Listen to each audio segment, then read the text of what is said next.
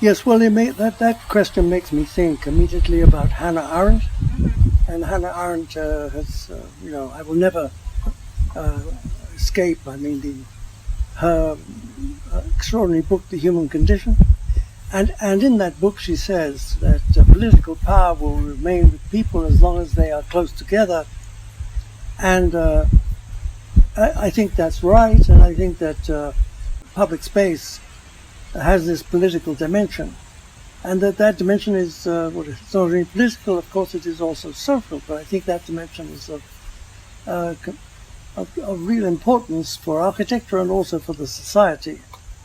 And I don't think that Zoom, for example, is going to provide that environment at all, because all spontaneity is somehow or other very inhibited by Zoom, I think. And even the affect of the person is also very inhibited and compromised by Zoom. So the spontaneity goes, but also the psycho-social presence is absent, basically, in the Zoom conditions. So I don't think that Zoom is efficient, quasi-efficient, and essential at this moment under the conditions of the pandemic. But I can't see that it has a future with regard to public space.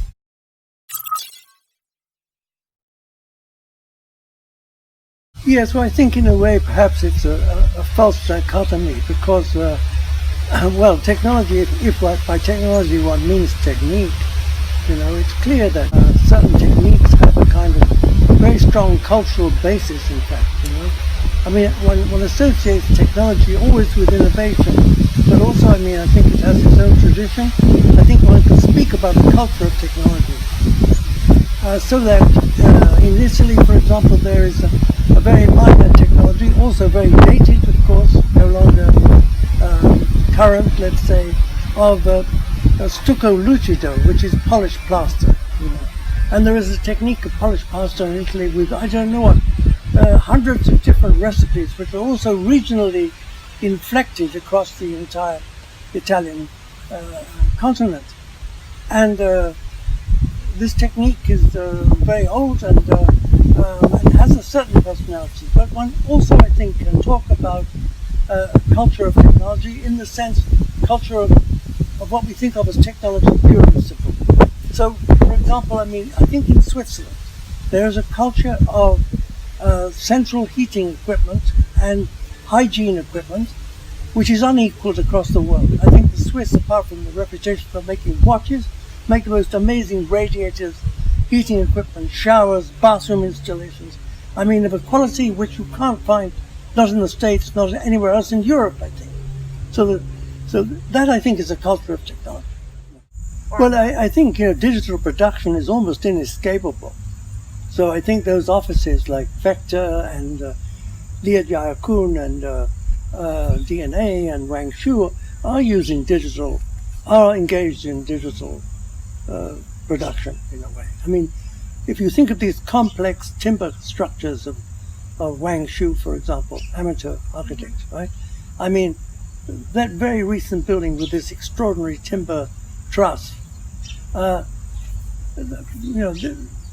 sure, the digital has had to be used to resolve all these joints and to even produce it, So I don't think there's this opposition between the digital and a craft, and a craft project, I think that this rationalized craft production is an old story, and the digital fits into a rationalized craft production just as much as any other productive technique, I think. So I don't think there's really a contradiction there.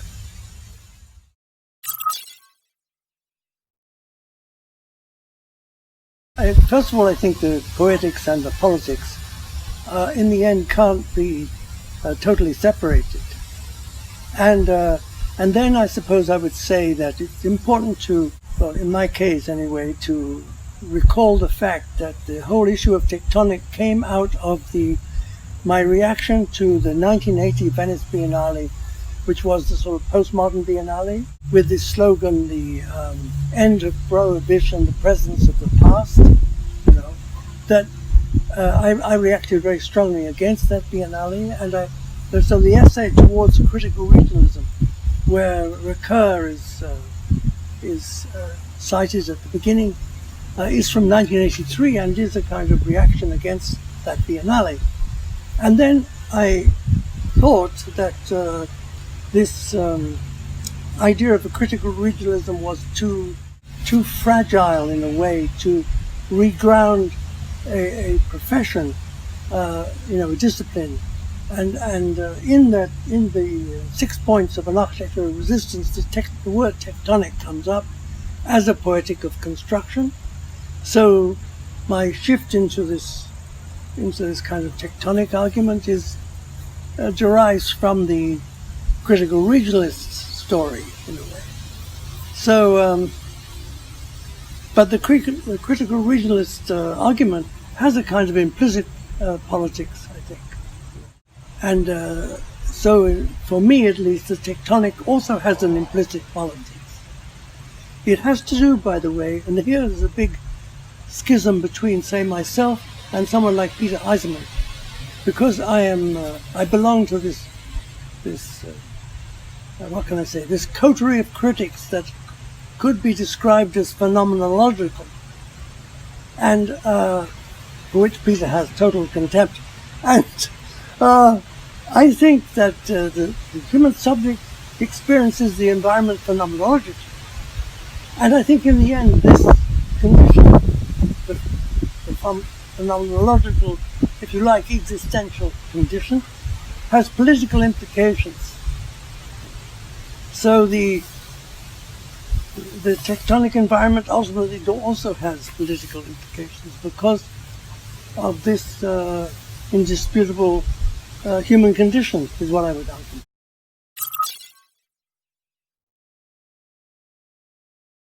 Yes, it's hard to answer this question. I think I've been to Beijing, of course, maybe 2 or 3 times, but it's constantly changing, and like other Chinese cities, and the scale of Chinese urbanization is very hard to comprehend, I think, for anybody, perhaps also for people actually living in the midst of this urbanization.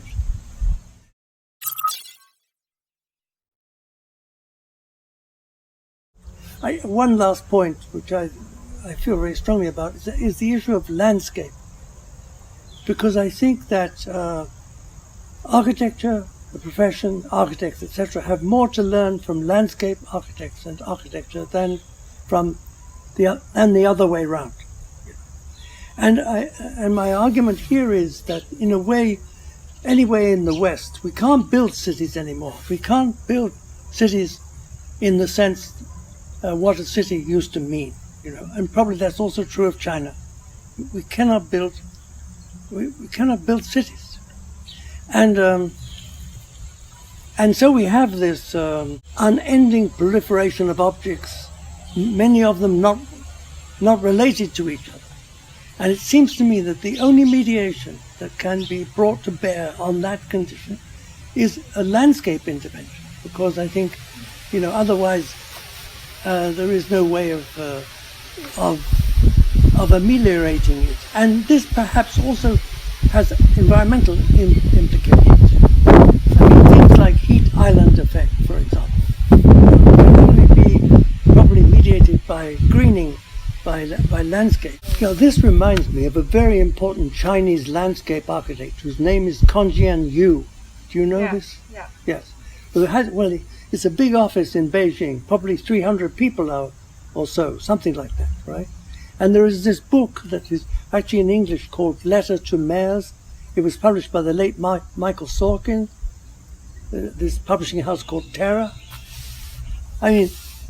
So that Conjian Yu wrote to all these mayors of provincial cities in China. I think he also wrote to the chairman of the party. And I have, to be honest, I've not yet read this book, but I think this whole idea of a landscape architect writing to mayors of cities with this kind of environmental argument, basically.